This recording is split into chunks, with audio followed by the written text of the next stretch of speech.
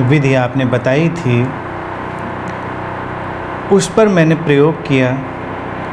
कुछ बार प्रयोग करने के बाद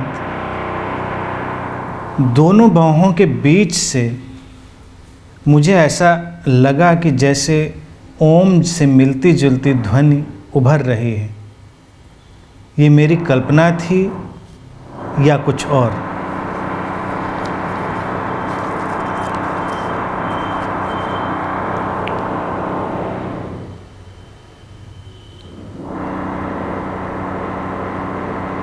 ये शुभ है।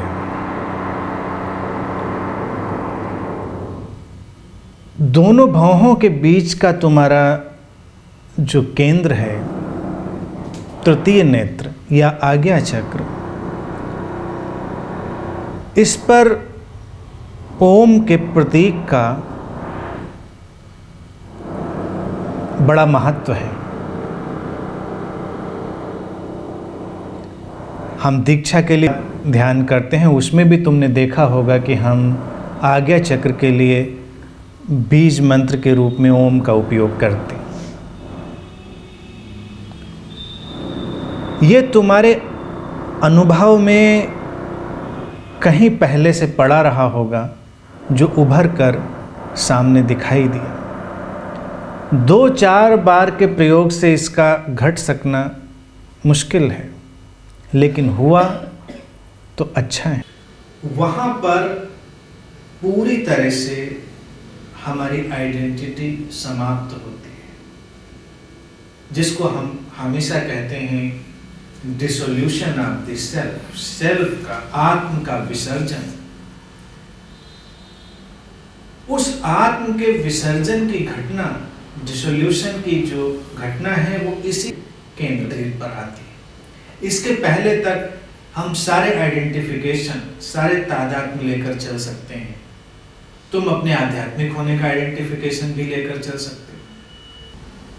तुम्हारे अंदर एक गहरी अस्मिता का भाव बना रह सकता है।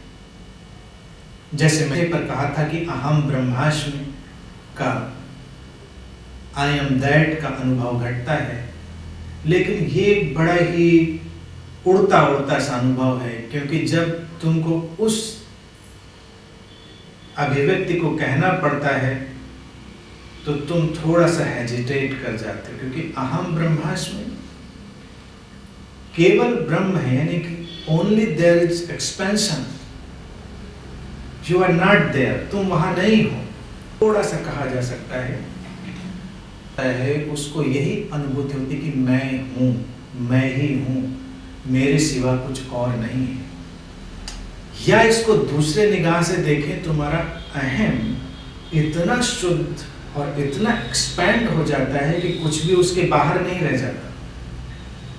तुम्हारे अहम को विसर्जित करने के 2 उपाय हैं। या तो वो इतना न्यून कर दिया जाए, इतना सूक्ष्म कर दिया जाए कि विलीन हो जाए, तो उसके लिए तुमको नाभि केंद्र में प्रवेश करना पड़ेगा।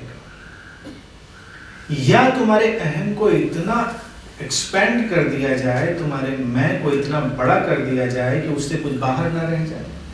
दोनों स्थितियों में वो समाप्त हो जाएगा।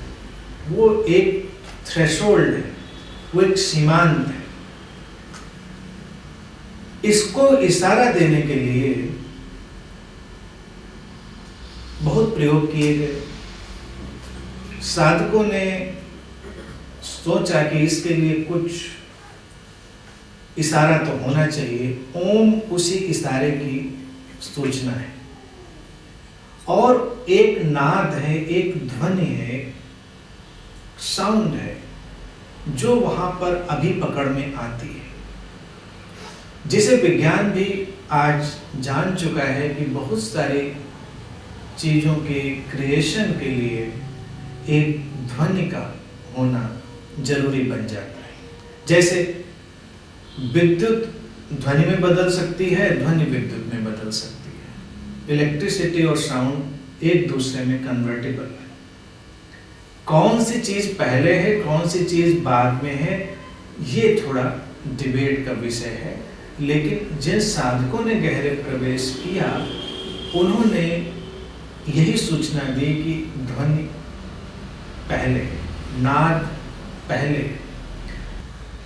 तुम्हारे इस शरीर में भी एक पूरा इलेक्ट्रिकल मैनिफेस्टेशन है, और तो वहां पर जो ये ध्वनि सुनी गई, इस ध्वनि पर जब सीमांत पर खड़े होकर, थ्रेशोल्ड पर, क्योंकि वहां अंदर जाकर तो कोई उपाय नहीं था, अंदर जाकर तो साधक खो जाता था। कई बार साधक गए, खो गए, और फिर उन्होंने कोई सूचना नहीं, उन्होंने कोई बात नहीं की। अपने में बहुत अच्छी घटना है, क्योंकि तुम एक मुक्ति की अवस्था में चले गए। वही मुक्ति है कि जब कहने के लिए कुछ बचा ही नहीं, कुछ सुनने के लिए नहीं बचा, सब शून्यता में लीन हो गए। लेकिन सूचना तो फिर कैसे दी जाए किसी को बताया कैसे जाए जो उस रास्ते पर चल रहा है, वो क्या समझेगा?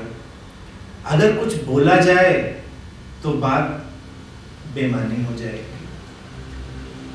तो सीमांत पर खड़े होकर, थ्रेशोल्ड पर खड़े होकर साधकों ने कोशिश की कि डूबे ना, और उस नाद में वो प्रवेश करें जो उनको वहां से सुनाई देने लगा था। वही नाद जो ओम की तरह जाना गया।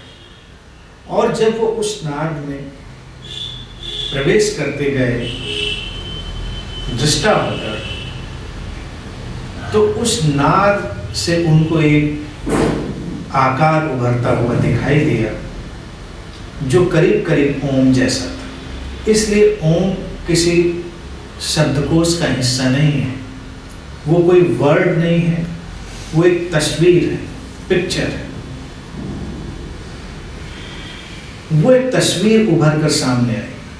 अब जैसा सधा हुआ ओम हम बना देते हैं, जरूरी नहीं ऐसा ही दिखाई दिया हो। वो अनेक अनेक रूपों में साधकों को दिखाई देता रहा। जो उस सीमाहीनता में चला गया है, उसके लिए धर्म भी समाप्त हो जाएंगे, सारे संप्रदाय, सारे चीजें सब समाप्त, बस एक ही विस्तार रह जाएगा। इसलिए संभव है कि ये विधि तुम्हारे लिए बहुत गहरा काम करे, तो इस विधि को जारी रख सकते।